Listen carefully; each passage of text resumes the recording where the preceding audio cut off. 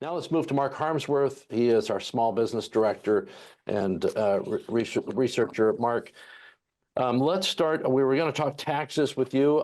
I know you spoke about this a couple of weeks ago on the Go, but let's get a quick update on the potential tripling of the property tax increases.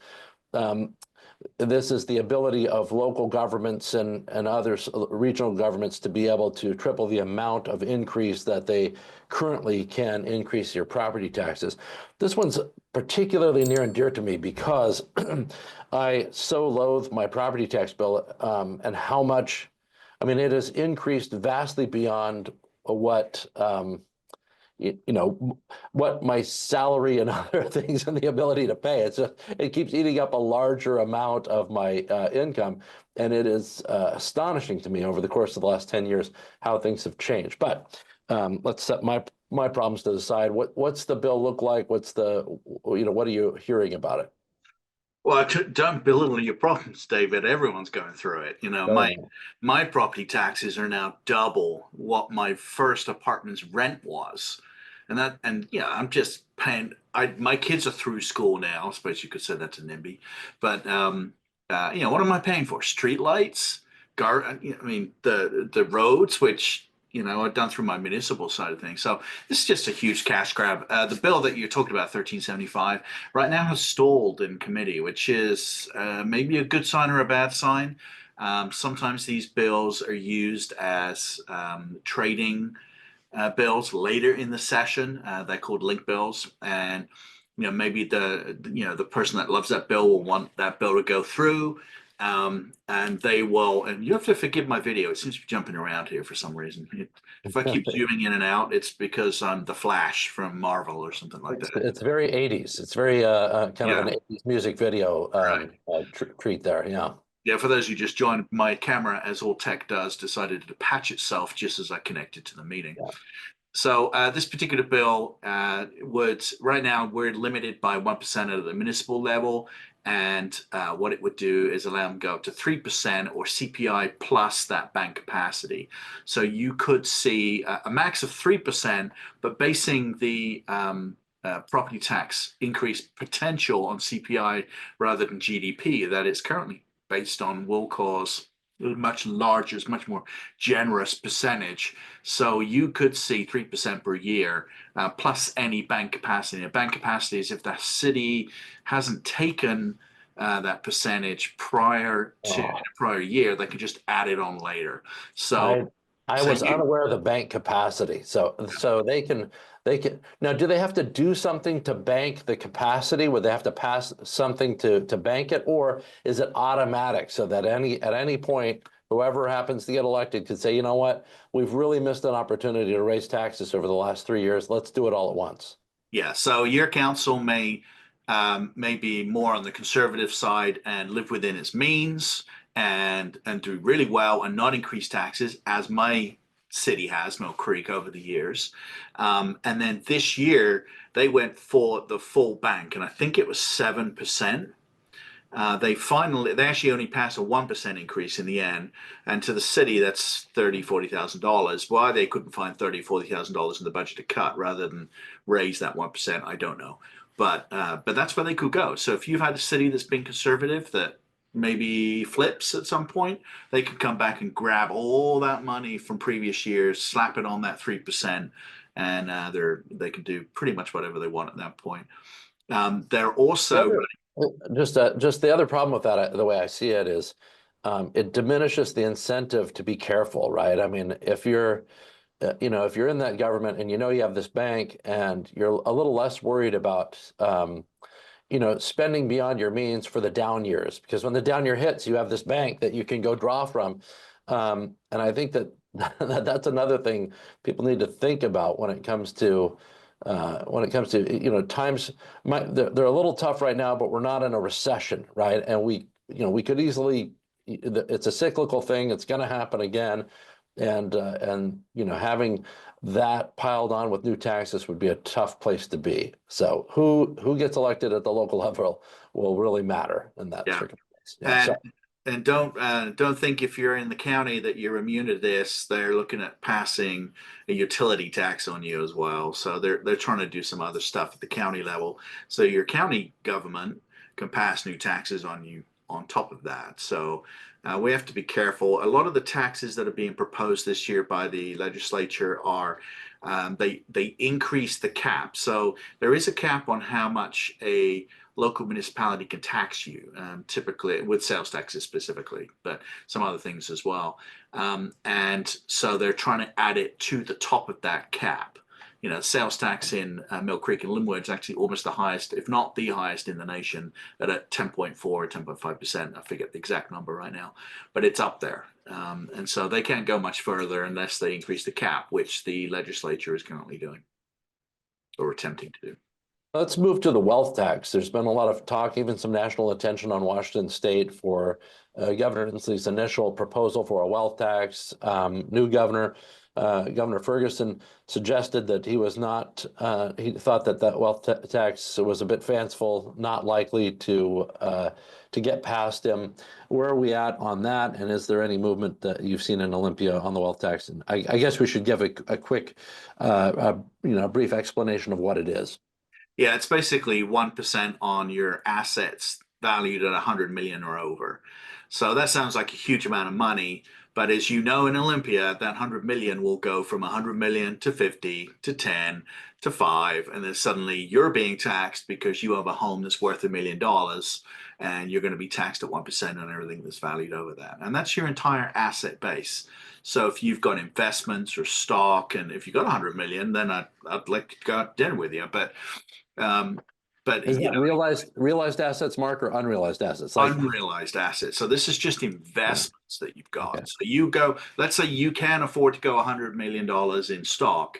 They want 1% over that 100 million. And they're saying, well, it's because you're rich, which is a really ridiculous argument. But Yeah, just sorry to interrupt, but it's a side note that because it was Super Bowl weekend, I was just thinking, for an owner of a professional football team, where they often, they buy these teams for what seems like a lot of money, but their worth, they tend to go way up in value, but you're not actually getting the revenue. They're kind of a weird phenomenon. I wonder how I wonder how that will impact professional sports team ownership in Washington State, should yeah, that go through.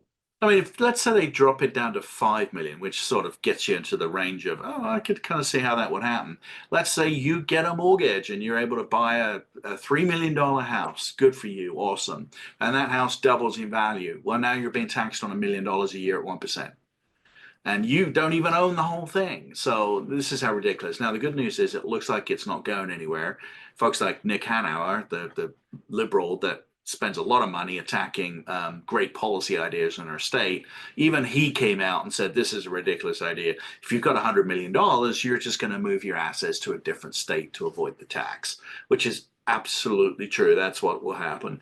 And instead of now having maybe the income, the sales tax from some of that money, or B&O tax or other, I mean, just list your taxes off that 100 million. Now it's in a different state. They won't even see that. So it's actually it's a very damaging concept, and we would be the first in the nation too. So it's not a good idea. I don't think it's going to go. It's just too big. But they're testing the waters. The idea is not going to go away. It'll be back in some form in the future. They've shown that this is the way they do it. They sort of put it out there to find out if folks are going to react poorly to it, and if they do, then they get rid of it. If they don't, they just keep pushing until they get it through. Let's talk about something positive for a moment, shall we? And that is a proposal to streamline regulations. What's the proposal look like, and what are its chances? How do you gauge the interest? Well, there's a couple of proposals. There's one in the House, and then Senator Gilden dropped one yesterday in the Senate. And they're a little different, but both bills will help. Gilden's bill goes through and streamlines some of the permitting, saying you don't need to get a permit to do a remodel if you're doing it uh, certain types of remodels in your house. And he's got some categories of things that no longer you do not need to get a permit, but you can, if you need a building permit, you can submit it to the local council. And as long as it's stamped by an architect or a certified engineer, then there's some streamlining there. The city doesn't, or the county doesn't have to do a huge amount of work revisiting, which makes sense. I mean, they're the same. The city hires engineers to look at another engineer's work, just to rubber stamp it. And that's often what happens. I went through this process myself in Kittitas County, and they didn't rubber stamp it, but I spent $6,000 getting a little approved from the county. But I knew it was going to be fine because I'd done my due diligence with the engineer in the first place. So that's basically what Gildan's bill does. The other bill is the auto approved bill, which we as a policy center have talked about for a while. And in Snohomish County, they've got a similar setup where if a municipality has got a deadline on approving a permit, 120 days, for example, like a health permit for a food truck or something like that, and they don't hit the 120 days, it gets auto approved. And so the individual, they literally rubber stamp it at that point, and the individual can then use their permit. In Snohomish County, we did have Jared Mead, as a Democrat on the Snohomish County Council. He went and took some of the information that we had up on our site and took it and ran with it and made some changes in Snohomish County.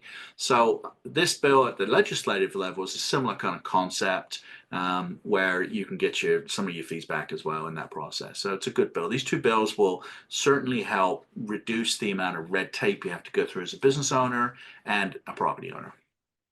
It's one of the things I know Senator John Braun has highlighted this for a couple of years where, he's pointing out how laws and red tape keep growing and growing because they're not repealed, they're not removed. And it can be cumbersome to even figure out where you're vulnerable and where you're not if you're in business in Washington State.